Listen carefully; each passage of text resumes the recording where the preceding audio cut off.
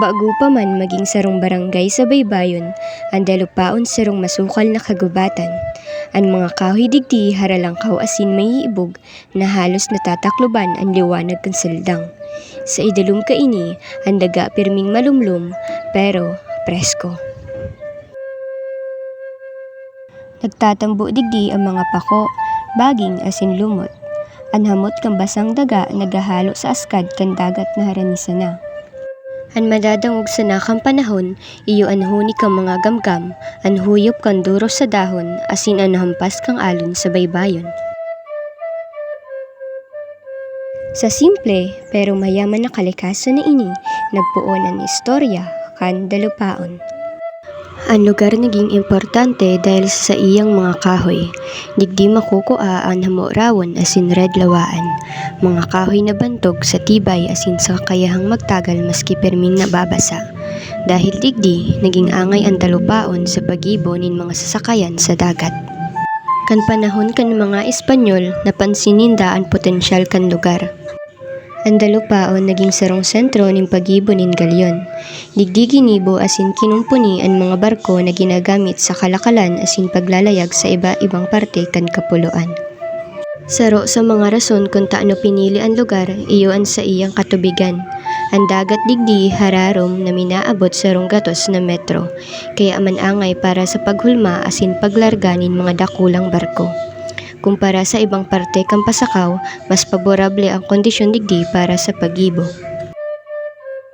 Haraniman ang kagubatan sa baybayon, ibig sabihin mas madali ang pagdaranin mga troso hali sa gubat pasiring sa dagat.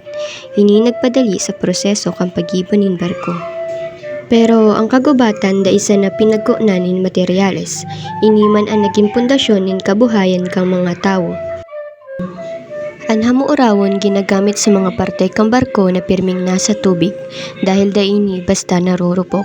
Ang red lawaon man ginagamit sa lawas asin estruktura dahil sa tagas asin hibog kaini. Ang mga lokal na paragibo may hararom na kaaraman sa pagibo nin galyon. Daiman sinda minagamit nin modernong kagamitan pero aram ninda kung paano gamiton ang likas na yaman.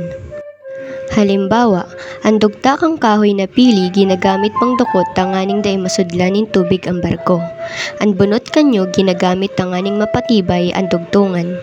Imbis na bakal nagamit sindanin pakong kahoy na day kinakalawang asin mas bagay sa klema.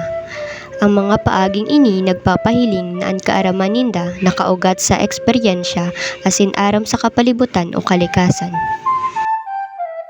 Kan nag-abot ang mga Espanyol, ginamit ninda ang lugar para sa saindang mga proyekto.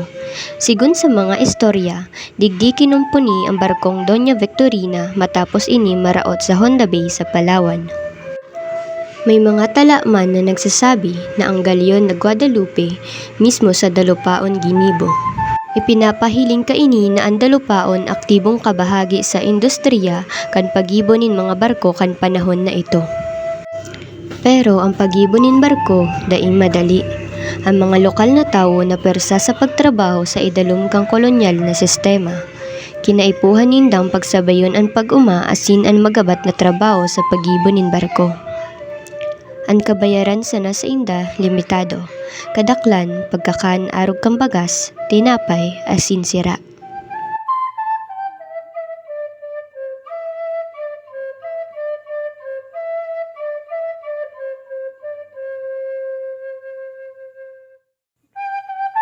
Alagad, padago sindang nagtrabaho. Ang sa indang kusog asin pagtitios naging importante sa paghaman kang mga barko. Ang lambang barko na natatapos digdi, bunga kang kolektibong pagal asin kaaraman kang komunidad. Nagdaraman ang mga Espanyol ng mga bagong materyales arog kang ladrelyo asin pulang birik. Ginamit ini sa pagtukod din mga kwartel asin imbakan harani sa baybayon. Ang mga estrukturang ini naging tanda nin pagbabago sa lugar, pero dawa may mga pagbabago, ang mga lokal na tradisyon nagpadagos. Dainawaraan sa indang paraan nin pamumuhay, asin ang sa indang koneksyon sa kalikasan. Dahil sa pagibonin barko, ang dalupaon naging kabahagi kang mas malawig na kalakalan. Ang mga barko na nagpuon digdi, naglakbay sa iba-ibang lugar, nagdaranin mga produkto arog kang rekado, tela, asin metal. Kasabay kaini, may mga bagong produkto man asin ideya ang nagabot sa komunidad. Sa paaging ini, ang dalupaon da isa na naging sentro ng pagibon ng barko, kundi naging tulay man sa masalawig na kinaban.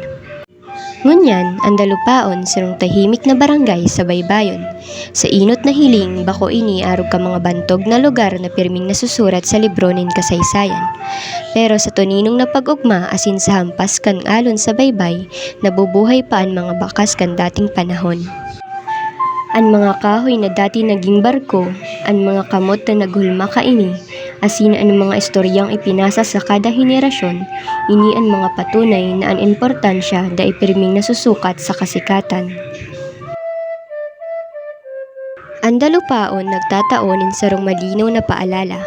Bako sana ang mga bantog na syudad o dakulang pangyayari ang naghulma kang kasaysayan. Maski ang mga simpleng barangay, arog kaini, may sarong importanteng ambag. Mga ambag na nakatago sa tuninong na lugar, pero dakula ang epekto sa pagdalagan kang panahon.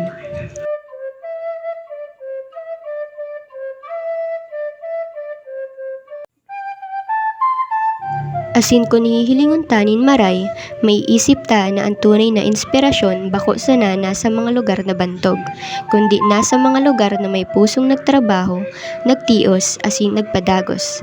Mga lugar arog kan talupaon na sa tahimik na paagi, naging parte kang paghulmakan sa tung pagkatao, kultura, asin identidad sa mga masunod na panahon.